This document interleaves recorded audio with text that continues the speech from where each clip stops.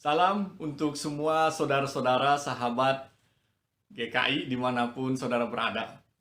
Nah, pada kesempatan renungan hari ini, saya tertarik untuk kita bisa melihat sebuah fenomena sosial yang terjadi di Jakarta, khususnya di daerah CBD, ya.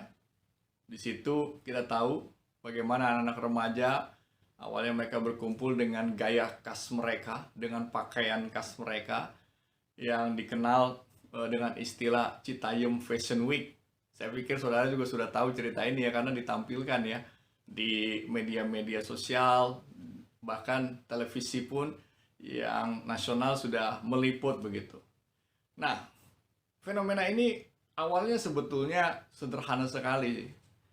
Mulai dari cerita hidup sebetulnya, kisah hidup kecil ya, tokoh-tokoh yang ada di dalam fenomena ini, fenomena sosial ini. Kita kenal mereka, yang paling terkenal tentu saja namanya Bonge ya, lalu JJ, lalu Roy. Tapi sebenarnya ada dua tokoh lagi, yaitu Kurma dan Wahyu. Nah, ini mereka orang-orang yang kumpul di situ, bermain di situ dengan gaya hidup mereka, ya, dengan gaya hidup mereka. Lalu di antara itu mereka bikin konten ya, konten-konten seperti itu dengan membangun sebuah cerita gitu ya, cerita cerita kecil sederhana sebetulnya ceritanya saudara-saudara. Bagaimana eh, Bonge dan Wahyu mereka eh, menyukai kurma ya, kurma, dan terjadilah cinta segitiga lah istilahnya begitu ya. Bonge menyukai kurma ya, mereka dulu berelasi, tapi kemudian Wahyu datang dan Kurma berelasi dengan Wahyu. Nah, itu yang terus diupload saudara-saudara, cerita itu gitu ya. Cerita dengan gaya khas mereka ya, dengan gaya hidup khas mereka. Lalu kemudian muncullah tokoh yang lain di situ namanya JJ. Nah, JJ ini ditampilkan dengan gayanya yang khas ya, menyukai Roy, berelasi dengan Roy begitu ya. Menggambarkan sepasang kasih yang setia begitu ya, JJ dan Roy begitu. Karena pada sebuah konten ditanyakan, JJ mau nggak sama yang lain yang bukan Roy? Dia bilang, oh nggak mau gitu ya. Hebat, luar biasa sebetulnya anak-anak ini. Mereka bisa tampilkan dua cerita dengan gaya khas mereka. Tetapi sesungguhnya memang mereka menghidupi itu gitu ya. Menghidupi situasi di daerah itu, di ya yang dikenal dengan istilah Citayam Fashion Week itu. Mereka tinggal di situ, bahkan bisa berhari mereka tinggal di situ, tidur di situ dengan menghidupi gaya khasnya. Dan rupanya cara hidup mereka ini, gaya hidup mereka ini rupanya kemudian terpublish begitu luar biasa saudara-saudara. Mulai dari konten yang kecil sampai kemudian menginspirasi anak-anak lain yang di sekitar, khususnya di sekitar daerah Jakarta ya, di sekitar daerah pinggir Jakarta. Lalu kemudian orang-orang, anak-anak remaja, pemuda Jakarta sendiri, kemudian mereka kumpul di situ dan menghasilkan sebuah gaya hidup ya, mengikuti gaya hidup atau cara ya, cara hidup Bonge dan teman-temannya itu begitu ya. Sehingga akhirnya ini menjadi viral, dan bukan hanya mereka, bahkan menginspirasi dan menyedot ya, menarik perhatian banyak kalayak luas, sampai para artis pun ya ikutan dalam fenomena itu, dalam gaya hidup seperti itu, dalam suasana seperti itu. Bahkan sampai pejabat pun kita bisa lihat bagaimana gubernur juga bersama dengan tamunya berjalan di daerah situ ya, bersama dengan istilahnya anak Citayam gitu. Luar biasa ya, kok bisa begitu ya. Nah, kita tahu bahwa mereka nggak mudah untuk bisa seperti itu ya. Tapi ada satu catatan yang saya ingin sharingkan dari fenomena itu. Bagaimana gaya hidup yang dihidupi, cara hidup yang dihidupi dengan betul, dengan benar, dengan baik, dan dengan sungguh, ternyata itu akan memberi efek dan dampak pada orang lain. Ya, menginspirasi orang lain untuk melakukan hal yang sama, dan kemudian membuat orang lain ingin bergabung dengan orang tersebut begitu. Dan ini yang membuat kemudian gaya hidup itu menular ya, menular satu dengan yang lain, dan bahkan gaya hidup itu dihidupi dengan sukacita oleh yang lain. Ini luar biasa. Dia mungkin Bonge dan teman-teman tidak menyadari itu awalnya, tapi sekarang mungkin mereka telah melihat betapa efeknya itu luar biasa. Bahkan sekarang Citayam Fashion Week ini atau gaya hidup seperti ini dengan gaya khasnya itu katanya sudah mulai menyebar ya ke kota-kota lain. Nah, bicara tentang gaya hidup, cara hidup yang dihidupi saudara-saudara, yang bisa menginspirasi ya, menginfluence orang gitu ya. Kita ingat sebetulnya jemaat mula-mula juga memiliki cara hidup yang prinsip hidup lah ya, bukan gayanya yang sama dengan Bonge dan teman-teman. Memiliki cara hidup dan gaya hidup yang luar biasa sebetulnya. Kalau kita lihat di dalam Kisah Para Rasul 2 ayat 46 sampai 47, di situ kan dikatakan begini saudara-saudara. Dengan bertekun dan dengan sehati mereka itu berkumpul ya, tiap-tiap hari dalam bait Allah.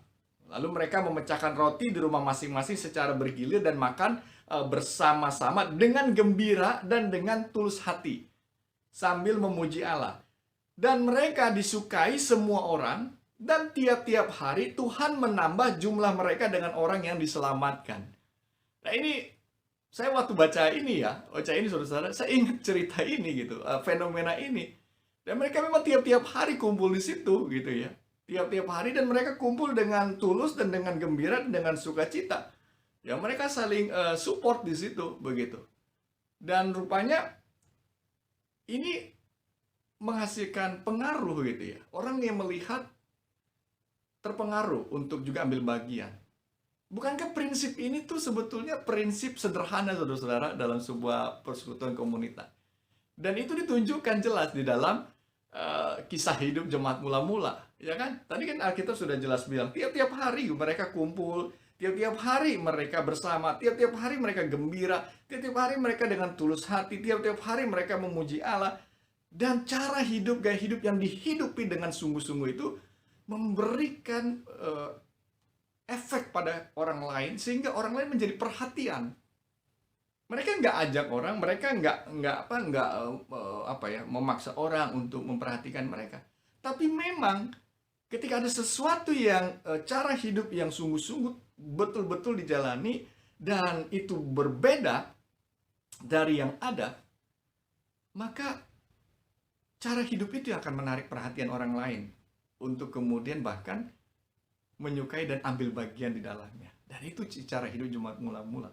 Firman Tuhan bilang, persekutuan ini tidak, yang tadinya kecil menjadi besar. Terus-menerus begitu. Hingga kita sendiri menjadi bagian dari persekutuan orang percaya itu.